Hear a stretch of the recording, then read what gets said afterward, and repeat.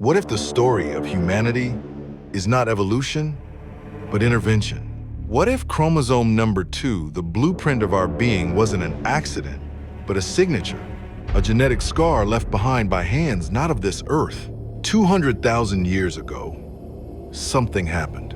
Something that science calls an anomaly, but the ancients called creation. Look, we have 46 chromosomes, right? Right. What Chimpanzees happened? have 48. Exactly. Yeah. The answer is shocking, because hidden in our DNA lies a mystery that no natural process can explain. Scientists discovered that chromosome number 2 is not natural. 2 ancient chromosomes fused end to end, sealed with telomere caps at both sides. It should not exist unless it was engineered. They discovered that chromosome number 2 was taken out. They call it an artificial mutation. They mean geneticists. Fused together and 2 telomere caps put on, 1 telomere cap on each side. Who in the world took chromosome number 2 out, fused it together, and put telomere caps on it? Who indeed? Because this fusion didn't happen millions of years ago. It happened 200,000 years ago, right when the Sumerians wrote of gods descending to earth to fashion mankind.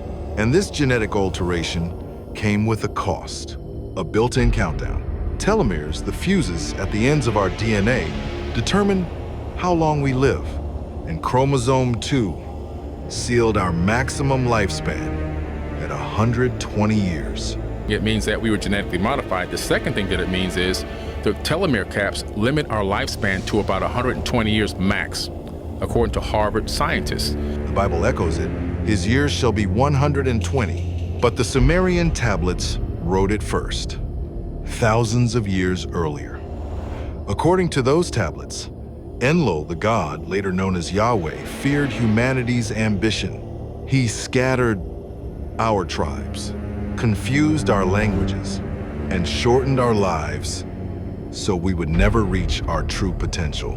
When Yahweh, aka Enlil, shows back up, sees the human beings building a tower into the heavens, copying a tower that they themselves had built, it pissed him off, and he said, whatever their hearts decide to do, they shall achieve it. My seed shall not abide in man, his years will be 120. A deliberate act, genetic suppression, divide and conquer. Not punishment, but control. But why were we made? Why engineer a species only to limit it? The answer may be gold. Every ancient culture worshipped, useless for tools, yet prized above all else.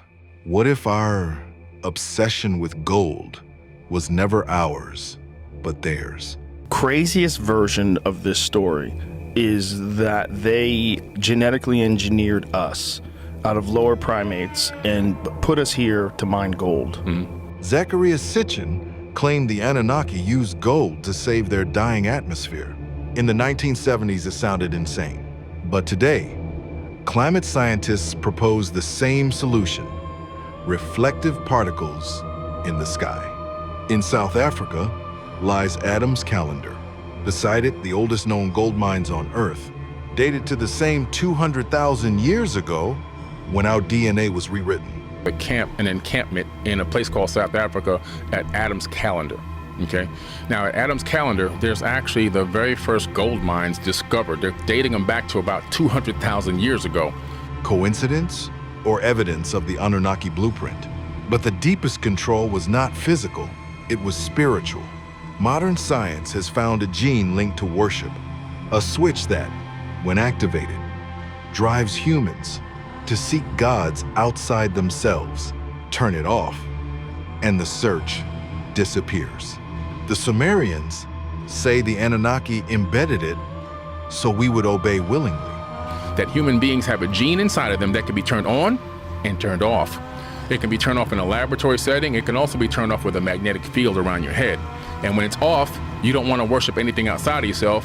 You look inside, and when it's on, you look to get something from the outside. So this is incredible. Not slavery, devotion, not chains, worship.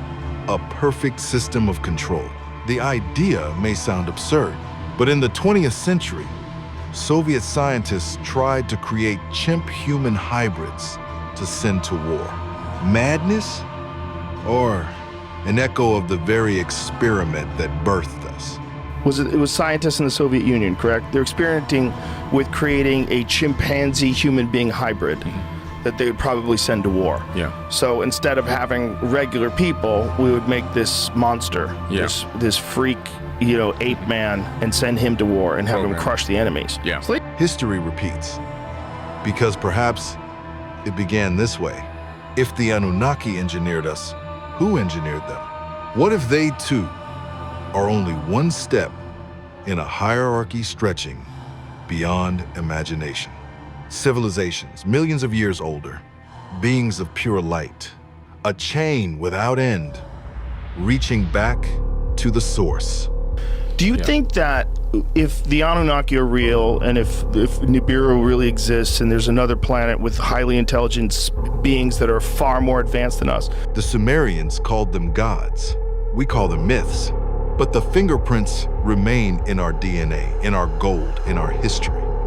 If that's the case, do you think there's more advanced and more, just like we are to chimpanzees, they are to us, and then another race is to them, and then it just keeps going on and on forever until you're God? Absolutely. I believe there's levels to the game, just like there's levels in terms of how we live on this planet. Yeah. We have the first world, second world, third world, just here on Earth. Now magnify that one as a fractal, as a universe as a whole. A cosmic hierarchy. Civilizations millions, even billions of years older. Some still bound to bodies. Others who may have shed flesh entirely, existing only as radiant energy.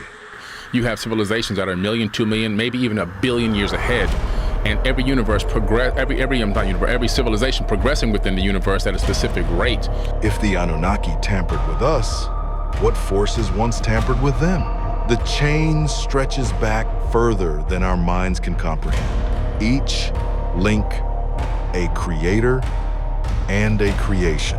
So you can have beings that have already maybe even shed their corporeal bodies and only exist as beings of energetic light.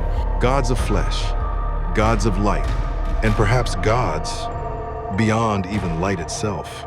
The Sumerians called them divine.